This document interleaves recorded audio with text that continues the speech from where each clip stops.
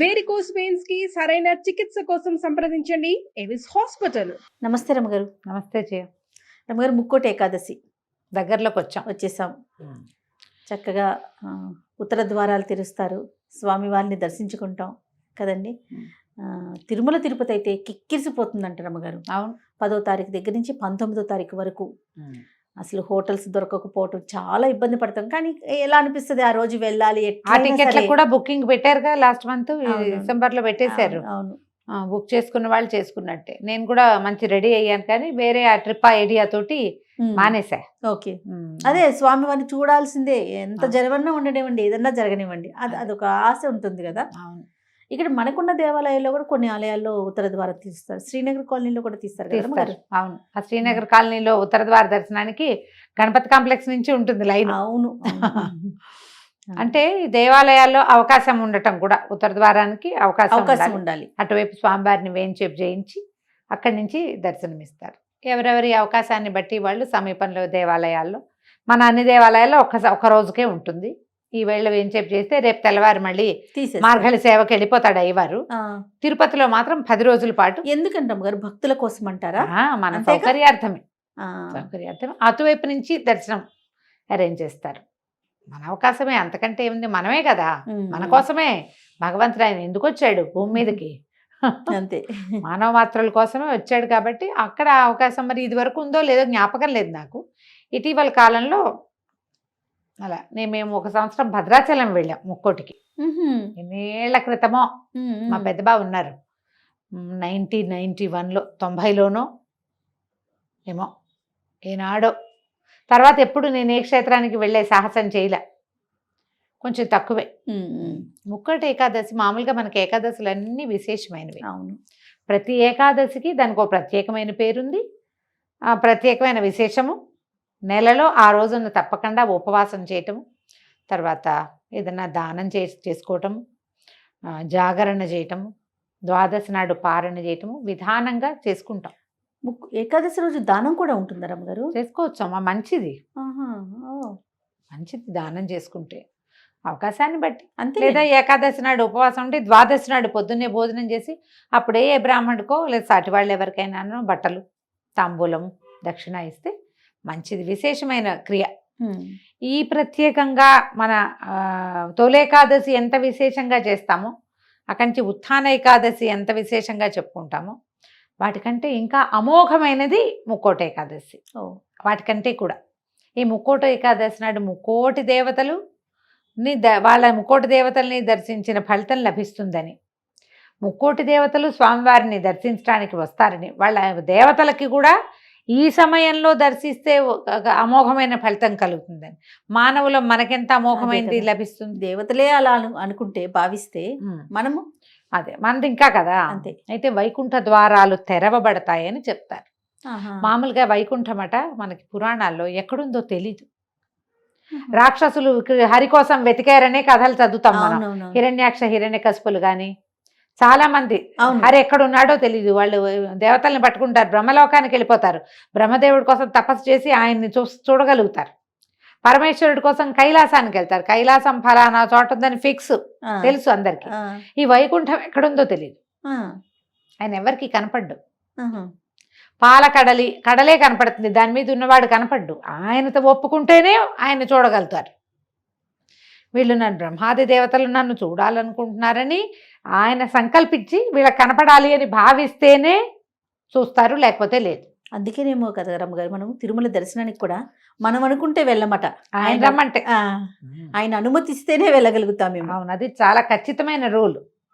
ఆయన వైకుంఠానికి కూడా అంతే పద్ధతి. బాగుంది. ఎవరి దారిని వాళ్ళు నడుచుకుంటూ వెళ్ళిపోవడానికి, కైలాసానికి ఋషులు మునులు రాక్షసులు దైత్యులు దానవులు సమస్తమైన వాళ్ళు వెళ్ళిపోతారు. ఆయన ఒప్పుకుంటాడు ఎవరినైనా సరే. భోలా శంకరుడు ఈయన ఒప్పుకోడు అట్లా. ఈయన ఒప్పించాలంటే ముందు ఆయన్ని మెప్పించాలి, మనం ప్రసన్నం చేసుకోవాలి. అట్లా అప్పుడు ఈ ప్రత్యేకమైన దినం రోజున, అంటే ముక్కోటి ఏకాదశి నాడు వైకుంఠ ద్వారాలు వాటంతట అవి తెరుచుకుంటాయి. ద్వారాలు తెరిచి స్వామి అక్కడ దర్శనమిస్తాడు అందరికీ. ప్రపంచంలో ఉన్న వాళ్ళందరూ చూడగలుగుతారు. మనం నేల మీద ఉన్నా మనకు వైకుంఠం ఎక్కడికి వెళ్ళలేం కాబట్టి సమీపంలో కొలువై ఉన్న స్వామిని ఎక్కడ ఉంటే అక్కడ ప్రతిష్ఠ జరిగిన ఏ దేవాలయంలో అయినా కూడా ఉమ్. ఇంచుమించుగా కొన్ని చోట్ల స్వయం వ్యక్తమైన దేవాలయాలు కూడా అవును. కనపడతాయి కదా, అక్కడ మనం వెళ్ళి దర్శనం చేసుకుంటే సాక్షాత్ వైకుంఠంలో చూస్తే ఎలాంటిది లభిస్తుందని దేవతలందరూ భావిస్తారు. అందులో కొంతైనా మనకి లభిస్తుంది. ఈ పవిత్రమైన రోజున ఉపవాసం చేయటం, ఉమ్. తర్వాత తెల్లవార్లు జాగరణ చేయటం వైకుంఠ ఏకాదశికి, మర్నాడు పొద్దున ద్వాదశి నాడు పారణ చేసి ఎవరైనా ఒక బ్రాహ్మడికి భోజనం పెట్టడం, అప్పుడు మనం భోజనం చేయాలి. ద్వాదశి ఘడియలు దాటకుండానే మనం ఇది పూర్తి చేసుకోవాలి. ఉమ్. ఏటా చేసేది. ఇది వరకటికి మనకి ఇప్పుడు వచ్చిన తేడా ఏంటంటే, ఇది వరకు ఏదో ఒక గుడికి వెళ్ళి ఒక దర్శనం చేసుకుంటే చేసుకున్నట్టు, చేసుకోకపోతే ఇంట్లోనే ఒక దండం పెట్టుకున్నట్టు.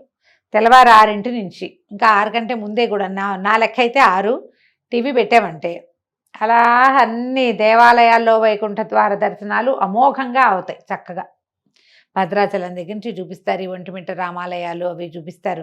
మన సమీపంలో చుట్టుపక్కల ఉన్న మంచి మంచి విష్ణువాలయాలు పెద్ద పెద్దవి అన్ని చోట్ల కూడా ఆ దర్శనం ఏర్పాటు దొరికేస్తుంది. చేస్తారు. ఈ సోషల్ మీడియా వచ్చాక మనకు వచ్చిన అద్భుతమైన వెసులుబాటు ఏంటంటే, ఏ దేవాలయంలోనూ మనం అంత స్పష్టమైన దర్శనం చేసుకోలేకపోతాం. అవును. ఇట్లా చూసి వచ్చేస్తాం.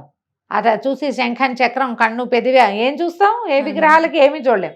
కానీ కెమెరా రావటం వల్ల ఇదన్నిటిని క్యాప్చర్ చేస్తుంది చక్కగా, క్లియర్ గా క్లారిటీతో చూడగలుగుతాం. క్లారిటీ తోటి. అయ్యవారి కిరీటంలో ఎన్నెన్ని వజ్రాలు, ఎన్నెన్ని కెంపులు, ఎన్నెన్ని వైఢూర్యాలు ఉన్నాయో, ఆయన ఇటు నవ్వాడా, ఏ బుగ్గ పైకి లేచి నవ్వు మొహం కనపడుతోందో, హారతి ఇచ్చేసరికి నేత్రాలు పైకి కిందకి అవుతున్నాయి.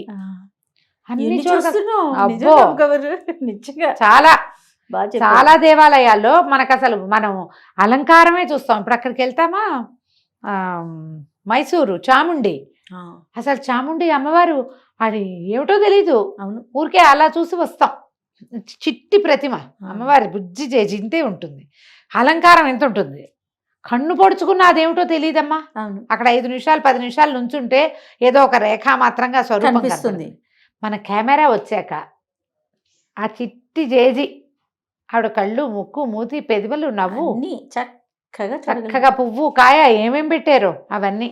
పద్మావతి దేవిని అమ్మవారిని ఎన్నిసార్లు వెళ్ళి ఉంటాను జయ నేను. అవును. అలవేలు మంగాపురం తిరుపతిలో ఉన్నప్పుడు వారానికి 3 సార్లు కూడా వెళ్ళిపోతుండేదాన్ని. ఆ, కానీ ఎప్పుడు అవన్నీ అత్యంత స్పష్టమైన దర్శనాలు ఇప్పుడు మనకి కుదురుతున్నాయి కెమెరా వెళ్ళటం వల్ల.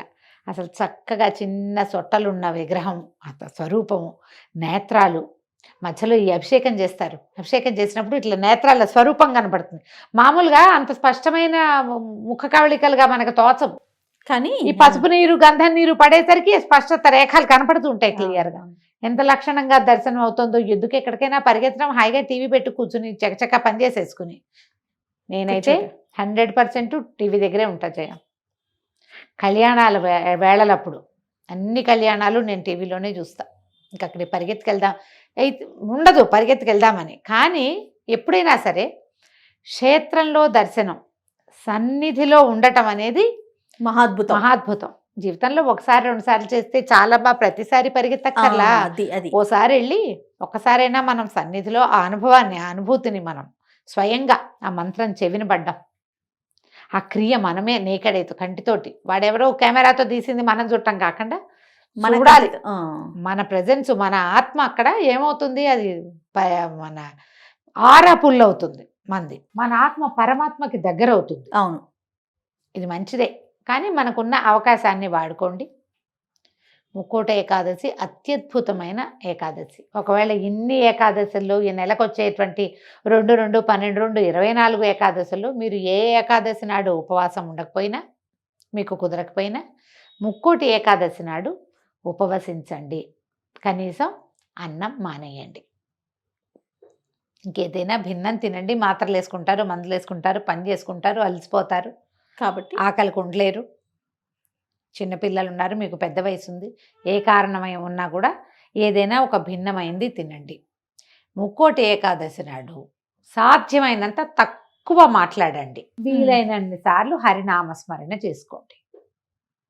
ఏదో టీవీలో అది మోగుతుంటే కనీసం ఓసారైనా కన్ను దాని మీదకి వెళ్తుంది. ఏదో గోవింద నామాలు కానీ ఏమైనా అట్టి పెట్టుకోండి, అవి వింటూ ఉంటాం.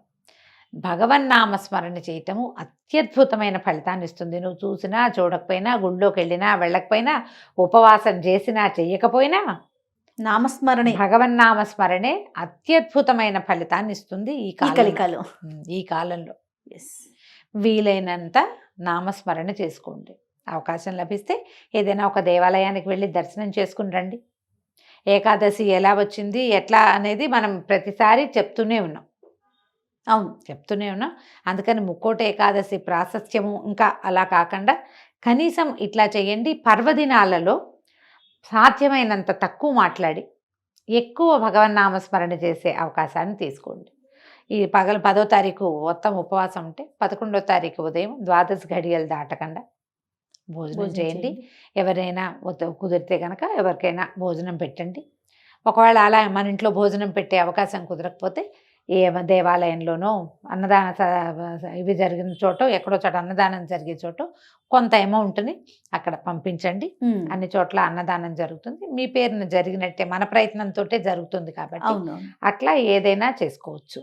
ద్వాదశి నాడు మీరు ఇది ఇవ్వచ్చు, మన మోయిని ఇవ్వచ్చు. ఎలా మన స్వయం పాకం ఇస్తాం, ఎవరికైనా స్వయం పాకం ఇవ్వచ్చు, వస్త్రాలు ఇవ్వచ్చు, పళ్ళు ఇవ్వచ్చు, ధాన్యం ఇవ్వచ్చు. పైగా ఇది మనకి ఈ కాలం కాబట్టి, ధనుర్మాస కాలం కాబట్టి ఈ కాలంలో మీరు విశేషంగా ఏది ఇచ్చినా ఫలితం లభిస్తుంది. తర్వాత సాధారణంగా అందరికీ ఏమని ఉంటుందంటే ఒక ప్రశ్న ఉంటుంది.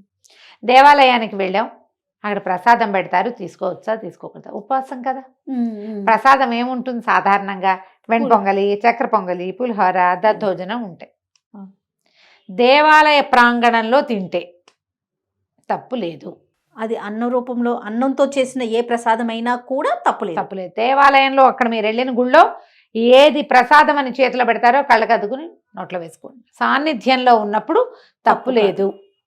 అది ప్రసాదమే, అది అన్నంగా భావించద్దు. స్వామివారి ప్రసాదం వారికి నివేదింపబడింది, సూక్ష్మాంశంలో స్వామి గ్రహించింది. అది పవిత్రమైపోయినట్టే. దానికి బియ్యపు భావన అవి ఏముండవు. ఇంకా ఆలోచించకుండా ప్రసాదం తీసుకోండి. మీరు ఇంటికి తెచ్చి కవర్లో ఇది తింటే మాత్రం తప్పు. అది చెయ్యొద్దు. సన్నిధిలో తీసుకోవచ్చు. చేతులు మారితే దాని రూపం మారిపోతుంది. లోపల అయితే మాత్రం తప్పకుండా తీసుకోవచ్చు. ప్రసాదంగా తీసుకోండి. ఫలహారం చేయొచ్చు. చక్కగా ఈ ముక్కోటి ఏకాదశిని సుసంపన్నం చేసుకోండి. ఏడాదికి ఒక్కసారే వస్తుంది. తప్పకుండా రమ్మగారు, ఎక్కడ కుదిరితే అక్కడ దేవాలయ దర్శనం చేసుకోండి. అయితే రమ్మగారు, అన్నం మాత్రం తీసుకోవద్దు, ఇంకా తప్పకపోతే భిన్నంగా ఏదైనా తినండి అని చెప్తా ఉన్నారు. దీనికి ఏమైనా ప్రత్యేకమైన కారణం ఉందా? మురాసురుడిని సంహరించడానికే ఏకాదశి శక్తి బయటకు వచ్చింది స్వామివారిలోంచి. ఆ మురాసురుడు బియ్యంలో దాక్కున్నాడని చెప్తారు.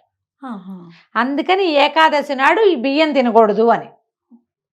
అందుకే ఈ కథ అంటే మనకి పురాణోక్తమైన గాథ అయితే ఇదే. అందుకు తినకూడదు.